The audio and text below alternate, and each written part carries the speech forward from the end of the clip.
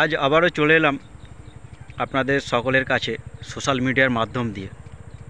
গতকালকে আমি একটা বিষয় নিয়ে ভিডিও আপলোড করেছিলাম, যেটা হচ্ছে জলসার নামে যেভাবে আমার এলাকার মধ্যে, আমার পাড়ার মধ্যে, আমার ওয়ার্ডের মধ্যে তোলাবাজি চলছে, সেই সব বিষয় নিয়ে আমি দু চার কথা বলেছিলাম। সেটা অনেকেই দেখেছেন, অনেকে দেখে আমাকে কমেন্টও করেছেন, কমেন্টগুলো আমি সব ফলো করেছি।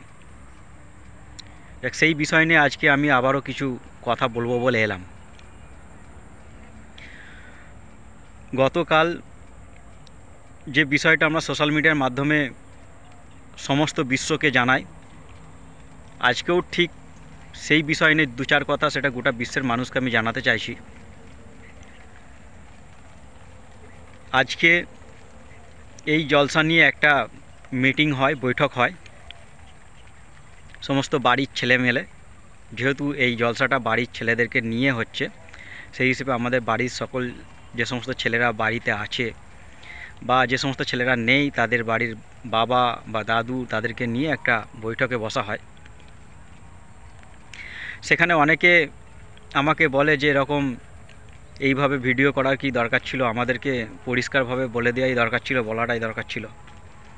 তো আমি তখন ওদেরকে বললাম, আমি ওই মতি বলে ছেলেটার কাছ থেকে অনেকভাবেই আমি চেষ্টা করেছিলাম জানবার জন্য। আমার কাছেও পরিষ্কার করেনি। আমার কাছে পরিষ্কার না করার কারণে আমি আজ সোশ্যাল মিডিয়া করতে বাধ্য হয়েছি। তো সোশ্যাল মিডিয়া তখন আমাকে বলছে যে এরকম, তাহলে সোশ্যাল মিডিয়ার মধ্যে যেভাবে তুমি পোস্ট করেছো ওটাকে তুমি উইথড্র করো, ডিলিট করো, ওটাকে বাড়ির একটা ব্যাপার। আমি বললাম অবশ্যই ওটা বাড়ির ব্যাপার, আমিও সেই বাড়িরই ছেলে, অর্থাৎ আমার বাড়ির সমস্ত জ্ঞাতিদেরকে নিয়ে এই প্রোগ্রামটা। আমি চাই না যে আমার বাড়ির একটা বদনাম হোক, কিন্তু যেটা অন্যায় হচ্ছিল সেই অন্যায়টাকে দেখে না থাকতে পারার কারণে আমি গোটা বিশ্বকে আমি দেখিয়েছি, জানিয়েছি, শুনিয়েছি। তো অতএব আমার কোনো অংশে মনে হয়নি যে ওই ভিডিওটাকে ডিলিট করতে হবে আমায়। অন্যায় দেখেছি, আমি তুলে ধরেছি। অতএব ফের যদি আমি কোনো অন্যায় দেখি, অবশ্যই ফের সেটাকেও তুলে ধরবো। এবার যদি অন্যায়টা সংশোধন করা হয়, অবশ্যই ফের সংশোধনটাকে নিয়েও আমি দু চার কথা বলবো গোটা বিশ্বের সামনে। গোটা বিশ্ব সেটাও দেখবে যে অন্যায় দেখলে প্রতিবাদ করতে হয়, আর প্রতিবাদ করলে তার পাল্টা ফের সেটাকে সংশোধনও করে মানুষ। এটা তবে মানুষ বুঝবে। আর কোনো পলিটিক্যাল ছত্রছায়ার মধ্যে থেকেই যে প্রতিবাদ করা যায় তা কিন্তু নয়। প্রতিবাদ করার মানসিকতা থাকতে হয়, তবে গিয়ে প্রতিবাদ হয়। তা আজকে বৈঠক হয়, বৈঠকের পর তখন আমাকে জিজ্ঞাসা করার সমস্ত ব্যাপারগুলো, ওদের বক্তব্য বলে আমার বক্তব্য আমি শোনালাম। আমি তখন ওখানে বললাম একটা কথাই, দুটো কথা আমি বলেছি। এক, প্রথমত হচ্ছে যেহেতু এই জলসা আমাদের বাড়ির সমস্ত ছেলে মিলে জলসা, 44-45টা যে বাড়ি আছে, 45টা বাড়িকে নিয়ে জলসা, 45টা বাড়ির ছেলেপুলেদের কারেকশানে জলসা। তো সেই হিসেবে এখানে লক্ষ্মীর ভাণ্ডার কথাটা আসবে কেন, এইটার ঘোর বিরোধিতা আমি। কারণ এইটা একটা পলিটিক্যাল একটা ব্যাপার এসে যাচ্ছে না। লক্ষ্মীর ভাণ্ডারটা সরকারি প্রকল্পের একটা নাম অবশ্যই, কিন্তু এটা একটা পলিটিক্যাল ব্যাপার এসে যাচ্ছে। এটা আমি কোনোরকমভাবে মেনে নিতে পারিনি। আসলে এটা শুধু আমি একা নয়, বাড়ির বহু মানুষ এটা মেনে নিতে পারেনি। তো ওই মতি বলে ছেলেটা পরে আজকে সে স্বীকার করেছে যে হ্যাঁ, এটা আমার ভুল হয়েছে, কারণ বাড়ির যেহেতু জলসা, লক্ষ্মীর ভাণ্ডার কথাটা আমার বলাটা ঠিক হয়নি। যাক, সে তার ভুল বুঝতে পেরে সে যে স্বীকার করেছে, এটাই সবথেকে বড় কথা। আজকের তারিখে কটা মানুষ আছে যে এরকম ভুল স্বীকার করে নেয়? যাক, এটা সে তার বড় মনের পরিচয় দিয়েছে ভুল স্বীকার করে। দ্বিতীয় যেটা, আরেকটা যেটা আমার অভিযোগ ছিল, এটা আমার একা নয়, এটা সকলেরই অভিযোগ ছিল, যে আমাদের এত টাকা দেওয়ার ক্ষমতা নেই, আমাদেরকে প্রেসার দেওয়া হচ্ছে। আমি তখন তাদেরকে বলেছিলাম, তোমার যেটা দেওয়ার ক্ষমতা থাকবে সেটাই তোমরা দেবে, আর সেটা যদি না নেয় তখন আমাকে বলবে। সেটাও আমি তুলেছিলাম।